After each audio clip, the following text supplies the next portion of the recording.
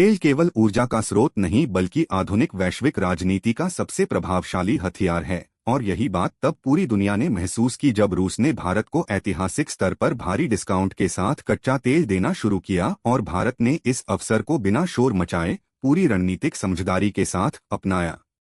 जब पश्चिमी देशों के प्रतिबंधों के कारण रूस पर आर्थिक और ऊर्जा संबंधी दबाव बढ़ा, तब रूस को अपने तेल के लिए नए, भरोसेमंद और बड़े बाजार की जरूरत थी, और भारत इस भूमिका के लिए स्वाभाविक विकल्प बनकर उभरा। भारत दुनिया के सबसे बड़े ऊर्जा आयातकों में से एक है और उसकी अर्थव्यवस्था की स्थिरता, विकास और आम जनता की जिंदगी सीधे तौर पर ऊर्जा कीमतों से जुड़ी हुई है। ऐसे में रूस द्वारा दिया गया यह डिस्काउंट केवल एक कारोबारी सौदा नहीं था, बल्कि एक गहरे रणनीतिक संदेश के साथ आया हुआ निर्णय था।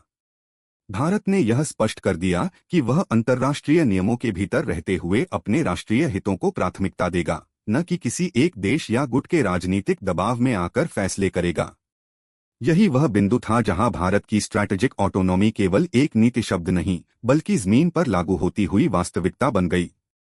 अमेरिका और उसके सहयोगियों ने सार्वजनिक और कूटनीतिक दोनों स्तरों पर यह संकेत दिया कि भारत को रूस से तेल खरीदने पर पुनर्विचार करना चाहिए, लेकिन भारत का रुख स्पष्ट और संतुलित रहा। भारत ने न तो प्रतिबंधों का उल्लंघन किया, न ही किसी के खिलाफ बयानबाजी की, बल्कि यह कहा कि ऊर्जा सुरक्षा और आर्थिक स्थिरता उसके लिए सर्वोपरि हैं।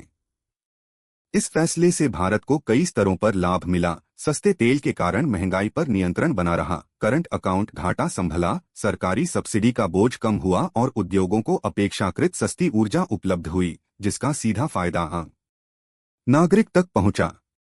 यही नहीं, भारत ने इस दौरान अपनी रिफाइनरी क्षमता और भुगतान तंत्र को भी लचीला बनाया, जिससे यह साबित हुआ कि वह केवल खरीदार नहीं बल्कि एक स्मार्ट एनर्जी मैनेजर के रूप में उभर रहा है।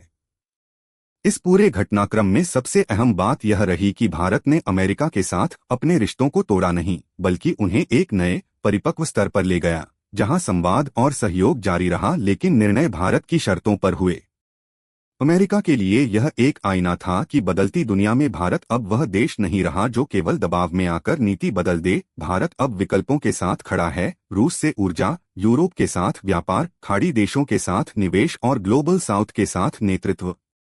रूस के साथ तेल का यह सौदा भारत रूस संबंधों की उस बहुआयामी प्रकृति को भी दर्शाता है, जिसमें ऊर्जा के साथ साथ रक्षा, अंतरिक्ष और तकनीकी सहयोग शामिल है, और यही गहराई इस साझेदारी को केवल परिस्थितिजन्य नहीं बल्कि दीर्घकालिक बनाती है। वैश्विक स्तर पर इस कदम का असर यह हुआ कि ऊर्जा बाजारों में एक नया संतुलन उभरने लगा, जहां एशिया की भूमिका मजबूत हुई और एकध्रुवीय ऊर्जा नियंत्रण की धारणा कमजोर पड़ी।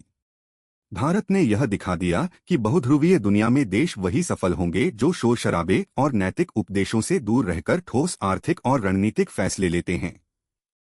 आम भारतीय के लिए यह कहानी केवल अंतर्राष्ट्रीय राजनीति नहीं, बल्कि पेट्रोल डीजल की कीमतों, रोजमर्रा के खर्चों और रोजगार की स्थिरता से जुड़ी हुई है, और इसी कारण यह फैसला जमीन पर भी अर्थपूर्ण साबित हुआ। अंततः रूस के तेल डिस्काउंट और भारत के फैसले ने यह सिद्ध कर दिया कि 21वीं सदी की वैश्विक राजनीति में असली ताकत न तो धमकियों में है और न ही बयानबाजी में, बल्कि उस शांत आत्मविश्वास में है जिसके साथ कोई देश अपने हितों को पहचानता है और उन्हें हासिल करता है। भारत ने अमेरिका को किसी मंच पर हराने या नीचा दिखाने की कोशिश नहीं की, बल्कि उसे यह समझने पर मजबूर किया कि भारत के साथ साझेदारी बराबरी और सम्मान के आधार पर ही आगे बढ़ेगी। यही कारण है कि यह पूरा घटनाक्रम केवल रूस भारत तेल सौदे की कहानी नहीं, बल्कि उस नए भारत की कहानी है जो दुनिया को आईना दिखाता है, बिना आवाज ऊंची किए, बिना पुल तोड़े और बिना अपनी स्वतंत्र निर्णय क्षमता छोड़े।